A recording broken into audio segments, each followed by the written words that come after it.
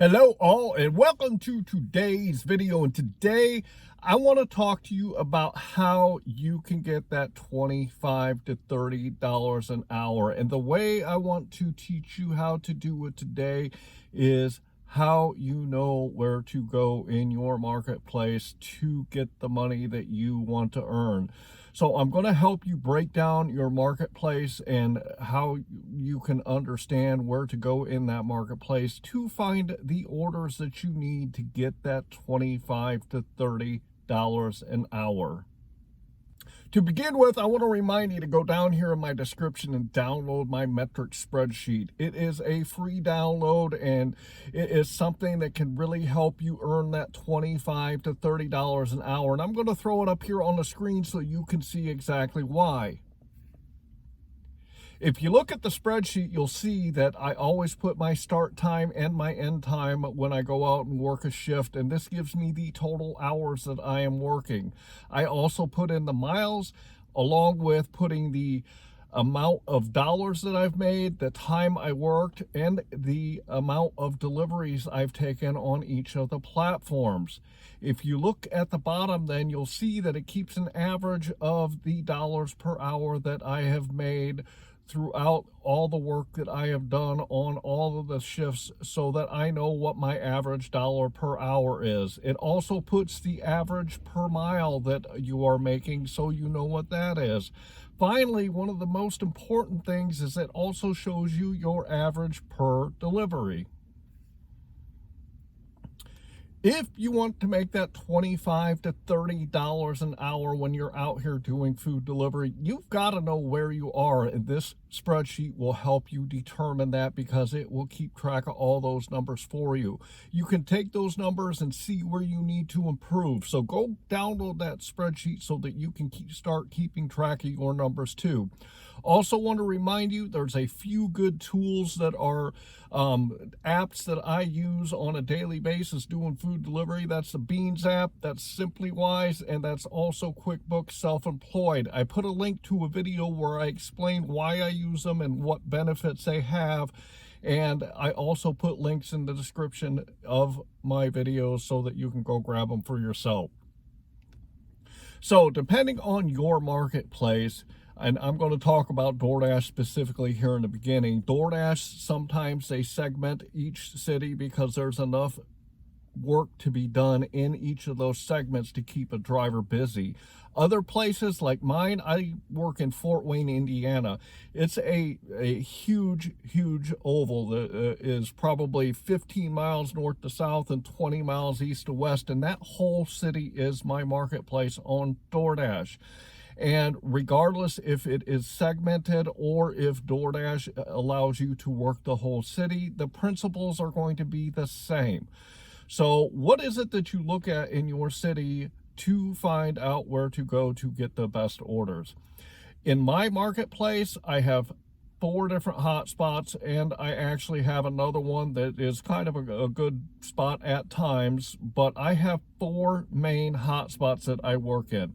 The first one is on the north side of the city, and on this hot spot, my sweet spot as I call it, there is a hospital, there is a major road, there are many restaurants that are anywhere from the low end like fast food all the way up to the high end like sushi places and places like that. So there are a lot of good restaurants on this one road. There's also a lot of higher end neighborhoods. And because of these high-end neighborhoods, because of the restaurants that are in this area, this is a really good area for me to go. I like to work the high-end restaurants, and then I like to also have some mid-level restaurants, which is your Chipotle's, your Panda Expresses, your Panera Breads, places like that, because those are usually going to be where I find the best orders. But there's also a lot of fast food joints, so if it's not busy, I can get those types of restaurants to fill in those gaps when I'm not busy. The second area is by a mall, and this is a really good area because the mall sits here, and then there's a university that sits really close to it. In this area, it's mostly going to be fast food and mid-level restaurants because they cater to the people that are going shopping. And around this area, there's a lot of apartment complexes and also neighborhoods that people order food from this particular area by the mall. And this is a really good area to get a lot of good orders. The third place I want to talk about is my third hotspot, which is the downtown area. If it is not during rush hour, either in the morning or the evening, this is a really good spot for me to go because there are a lot of good and a lot of unique restaurants that aren't your chain restaurants in the downtown area that cater to the people that are in that area, either working or living in the apartments that are throughout the downtown area and the neighborhoods that are close to it. So the downtown area is a really good place for me to go if it's not rush hour. The fourth place I want to talk about is on the south end of town, and my number 4 hotspot is very similar to my number 1 hotspot in that it has a large hospital on this south end of town, and it has a lot of good high-end and mid-range restaurants with a few fast food places thrown in there.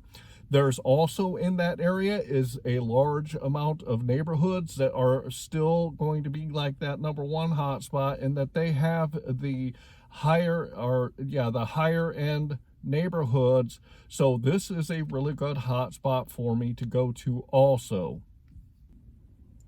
The next thing I want to talk about is, how do I know where my hot spots are? How do I know where my sweet spots are? It's quite simple. I've worked my marketplace a long time, so I've learned where to go. How did I do that? Well, when I first started doing food delivery, I was signed up on DoorDash, and then I got on Uber Eats a couple weeks later. GrubHub came in at about 4.5 months after I started because there was a waiting list in my marketplace.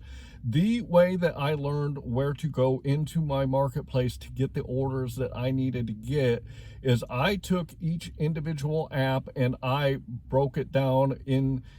I went out on DoorDash. This is the first one that I did, and I started going into my marketplace, into each of the areas throughout my marketplace to find out where I could get the best orders on DoorDash. One thing I want to say about the hotspots that the apps put, especially DoorDash, the hotspots in the apps are not where you're going to make the most money. When there is a hotspot, this means that this is where the most orders are coming in on DoorDash, but they could be a lot of $2.50, $3, $4 orders that they're sending you. And in some of the hotspots that DoorDash gives me, I decline 95% of what they send me because they just suck. So go into your marketplace on each individual app, whether you work it part-time or full-time, and go out during the times that you're normally going to work and find those areas on each individual app where they will get you the best orders.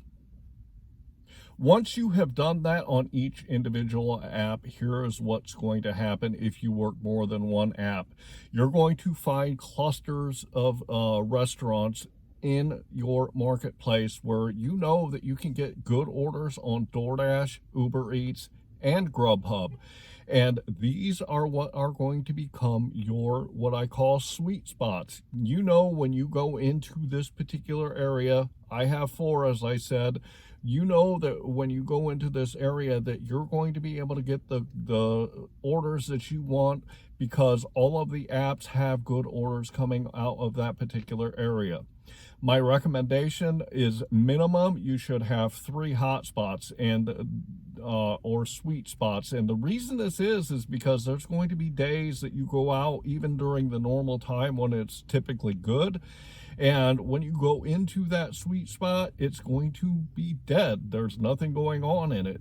People are just not ordering that particular day. So you want to have a couple of different sweet spots that you define in your marketplace so that you can make sure that when you go out, you get the money that you want to make. If you go into that first sweet spot and you see that there's not much going on that day, you've got another one to go to so that you can get the money that you want to earn. If that one's not going, you can go to your third one. So I always recommend a minimum of 3 hotspots in your marketplace so that you can make sure you're always getting that $25 to $30 an hour when you're going out there.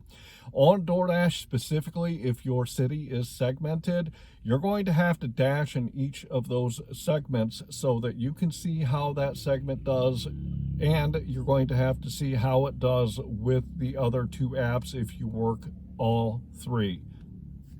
To earn that $25 to $30 an hour, you have got to know where to go in your marketplace to get it.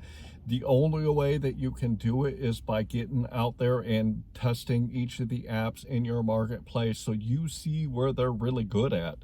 And then what you can do is you can find those sweet spots so that you can go to an area that you can get orders consistently on all 3 apps if you are a multi-apper. I really hope that you enjoyed today's video, and I hope that I taught you a lot. I also want to remind you, head down into my description to grab that metric spreadsheet. There's also a couple of great tools down there. Like I said, go watch that video on the apps that I recommend so you understand what they do and why I use them. I really hope that you are out there getting the money that you and your family deserve. And with that, I want to say thanks.